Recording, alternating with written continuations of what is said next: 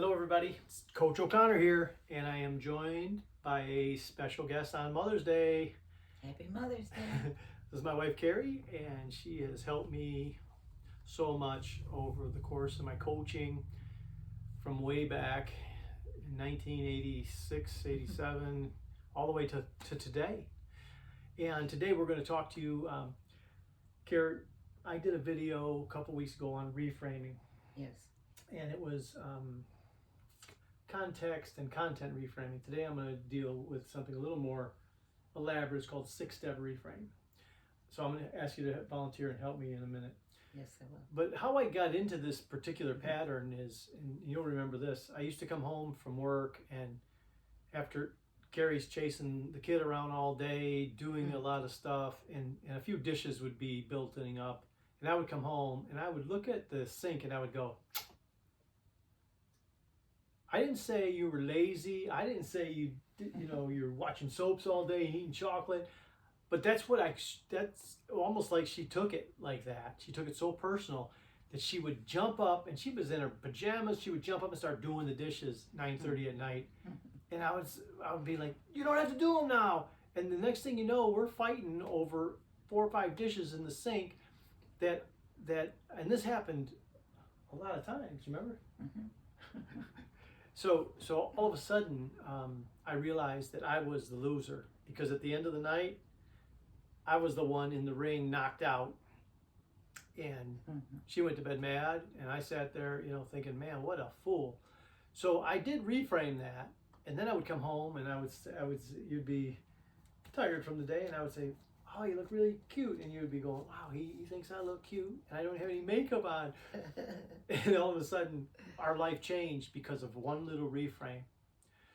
So today, the reframe is a little bit different. It's called 6-step reframing, and a lot of times I'll have my viewers, I'll have you practice these without a demonstration.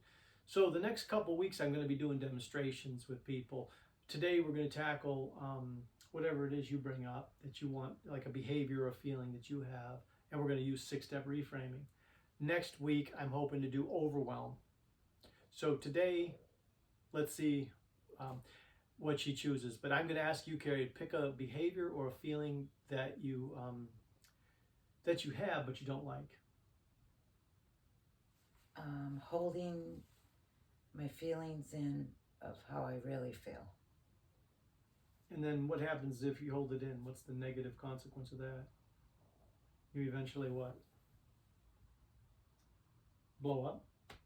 Yes. Okay, so the behavior is you hold things in. Blow up with confrontation, yes. Okay, yeah. Absolutely. When aggravated at holding it in. And how long do you hold it in? Could be weeks, months? Could be weeks, could be months, sometimes years. Okay, so holding it in, but is the behavior you want to change? Yes. You're not happy with the outcome because one of the negative consequences, you explode. Right. Plus the other thing is it can't feel good holding it in. No. Because you spend time. You get sad, you get depressed. Yeah. So let's ask the part that holds it in if it will communicate with us in consciousness. See, a lot of these tricks that we come up with, these behaviors we come up with when we're really young. Like she started holding things in when she was young because she didn't want to, get kicked out of another house or whatever. Right. So there was all these things we do when we're young. We put these little behaviors in place and we stick with them for the longest time. So sometimes it's a very young part that holds on to these things, but you have a behavior that you hold on to things, and eventually, after weeks or months or years, you'll blow up. Right. And the blow up, I can imagine, can be pretty colorful. Yes. Yeah, if I held things in. Well, you've seen them. I've seen a couple of them. 35 years. I don't like to show them. They're not always that often. They're not pretty, But I would say, so the part of you that does the holding in, will that communicate with us in consciousness? Yes. And the signal you get from that was kind of like an internal nod, right? Yes. So it's an unconscious part that we were looking for, an unconscious signal, not something like a verbal yes, but more of I don't know if you saw it on the camera, but she kind of, it was like chomping at the bit to be a part of the exercise. Have a chance. Yes. Yeah. So this part of you that holds things in, has something positive in mind for you. It's not to blow up. It's not to, but what does it really want for you by holding things in? To protect others' Yes. feelings. Okay. And have good relationships or something like that, right? Right. To have good relationships with people. Okay. So and, go ahead. Yeah, not to offend others. Gotcha. So you can see that this holding things in the corral for her has a beautiful intention. Wants to have better relationships, wants to not offend others, to protect others. So think that part.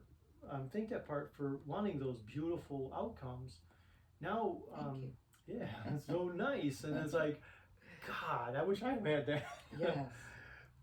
Sometimes we need to be more protective of others. Other times it makes us sick. So Yes, there's a fine absolutely. balance for that.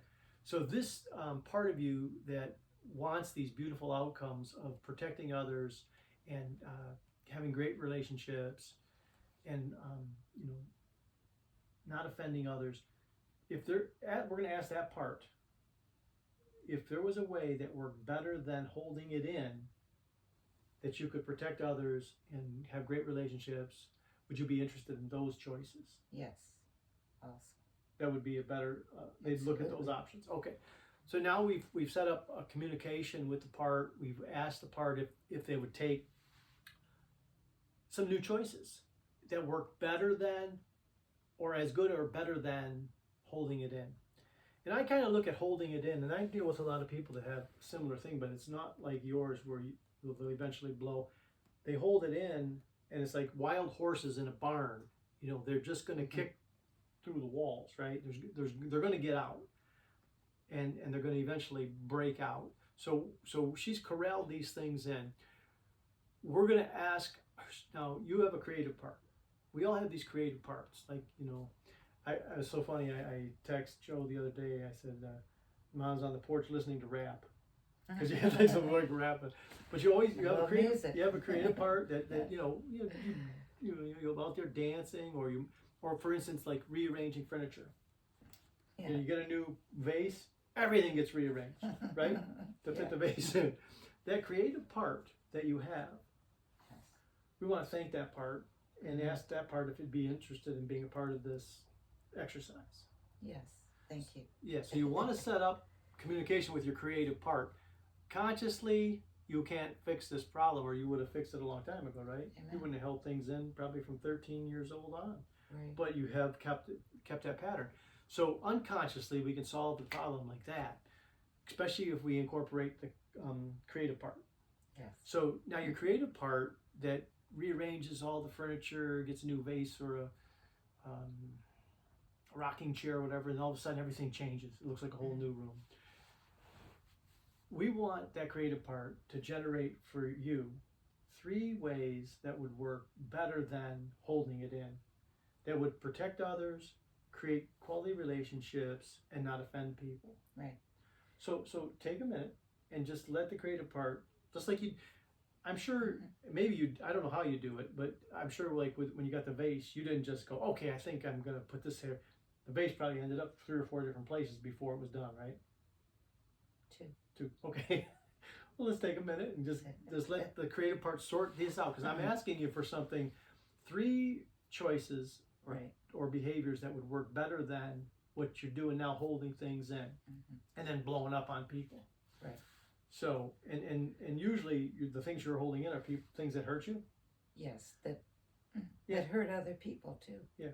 Okay. So now your creative part's going to generate for you 3 new choices that would work better than holding it in if you're exposed to hurtful behavior or behaviors that somebody tells you that's going to hurt others. Right. Instead of holding it in, what are 3 things you could do? I think to have a confrontation with the person, a positive confrontation with the person through humor. Yeah. Because I am pretty funny, and also I realize music. when there are times when I have to communicate, I go on rides with music's involved with the ride. Yeah. Then you get the good communication and the calming and everything that goes along with that. Nice. So that absolutely is something I do try to do. Okay, so that's And then also the next thing I would say is to be able to engage in things I enjoy, like my gardening, like the music and the dancing. yeah. So first choice And is the first choice is to have a positive confrontation that involves music or humor. Humor. Okay. Second one is to channel your time and energy into gardening. In For me. yeah, things, For me things to that you love. be able to be calm and Yeah. relax. Yeah, soothing and calming Soothing, things. yes. Excellent. Now one more.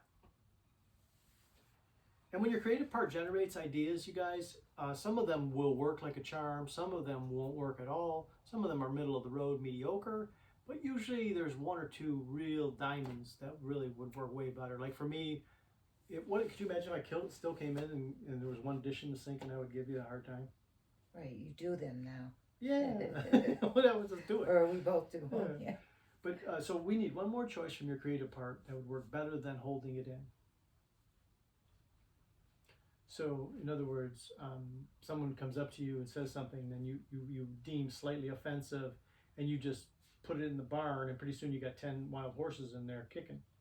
Instead of letting them in the barn, what do? You realize that wild horse is not necessarily welcome in your barn. Right. You know, Right. so the last thing you want to do is close those doors and let it in. It's like, so now we want one more creative way that would work better than holding it in. What do you think?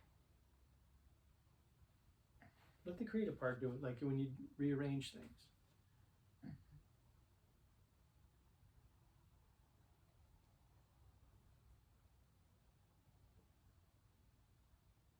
Maybe reframing for others, helping them with it. Yeah, that's really good. So yeah, so you see what Planning, see what she said. education. Yeah, she's saying instead of me owning it and locking it in my barn, I could give them a tool. I do it too. Yeah. I could give them a tool for reframing what's bugging them, or if they said something offensive to you, or they did something that would hurt your family. To let them know. Yeah, to let them know in a gentle way. Right. In a gentle way. So that's good. Okay, so those three ways. So now we have to get a commitment that Carrie or whoever's doing the new choices, we have to get a commitment that she's going to try these out. Yes. So are you committed to trying these out instead of letting things build? Yes, absolutely. Yeah. And the more you use them, the better, you know. And me, I always try to do like basically your choice 3. I always try to give somebody else some tools so they can fix it. I can't fix it, and I don't want it in my barn. You know what I'm saying? So I was like, I don't want that wild horse in here. Don't be offensive giving those tools out, because some people would. Some people take offense to us trying to help them, or that just goes with the territory. Advice. Yep, taking advice, Take the money, misconstrued. not the advice. Yeah, they'll take the money. So you're committed to doing. You're willing to try them out, right? Last thing we want to make sure before we send somebody out into the world is we have to do a gut check. It's called an ecology check. So we say, will any part of your life suffer if you try these new ideas out?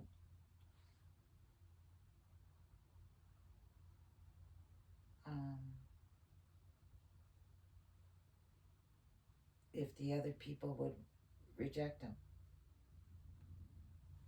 what my choices are. Yep. And so if that happened, like let's say I offended you and you used humor, Right. and then I got upset. Mm-hmm. There's an objection to that, or Right.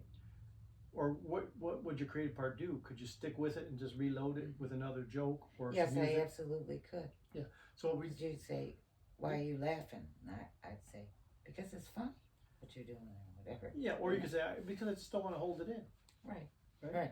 I don't want to hold Yeah. it in because then It's either good. This is what I've said before. It's either going to be laughing or crying coming out. So what wouldn't you rather me laugh? I would rather you laugh. I'd rather laugh. So you try those out, and I'm saying, would any part of your life suffer if you did the humor, the music, went and gardened, or actually tried to give me something to help me, or help somebody that offended you.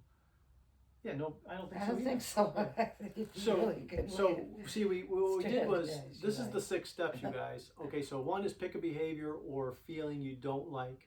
2 is you set up a communication with that part, and you really ask them if that part would, that does be, and it could be anything from smoking, drinking, Carrie's like holding things in. It could be any behavior or feeling you have. You set up step 2 is set up communications with that part. Step 3 is to separate the behavior from the positive intent. You can see she didn't want to hold that in to make yourself sick. You held it in to try to protect others, to try to have good relationships. Exactly, but it doesn't. It would end up there. Well, sure, if you keep the wild horses in the barn, they're going to rebel. And so what we did was we found out the positive intention. Then we asked her creative part. The step 4 is to create some new choices with your creative part. Set up communication with the creative part, and all of a sudden these choices. And I usually, honestly, if I do this with myself, I go 10 choices, and it's usually the 10th one that's the best. But it comes after like 20 minutes. But we asked her to come up with 3, and she did very fast. But could you imagine if we had to do 10? Your creative part would really have to go to work on it. Yeah. But you'll find that there's a diamond in the rough, something that works far superior than anything you could consciously come up with. So when you get those new perspectives or new choices, then you have to get a commitment. Like I asked her, I said, will you really try these out? I don't want you holding things in, and I know nobody in your family would want you holding things in that are going to make you sick or make you upset. I would rather not have the wrath down the road. I'd rather have a joke now, or you go garden now, than me get the wrath. Right. The other thing I would say, for if I was working with Carrie and she said she came up with that gardening one, I would say make sure when you're in the garden you plant that garbage out there, so it's out of your mind. Oh yeah. You know what I mean? Exactly. You're out there, Well, so I you do. yeah, nice. And then I call it dirt therapy. dirt therapy. So long story short, you gain commitment, test the process, and then the final one is you make sure no part of her life will suffer if she tries these out and she says she doesn't think so. So we'll let you know how it does. And then part of you, anybody that tuned in for the inner conflict where I did the donuts, I've been doing really good on the donuts. But I will say this weekend was my birthday, and Carrie bought me like a peanut butter Buckeye brownie, and so it's like eating like 10 dozen donuts. I mean, so I've been doing great on the donuts, but I'm into Buckeye brownies. It's like 1 layer of brownie, 1 layer of peanut butter, and 1 layer of chocolate. We'll see you guys later. Happy Mother's Day. Happy Mother's Day. We'll see you guys.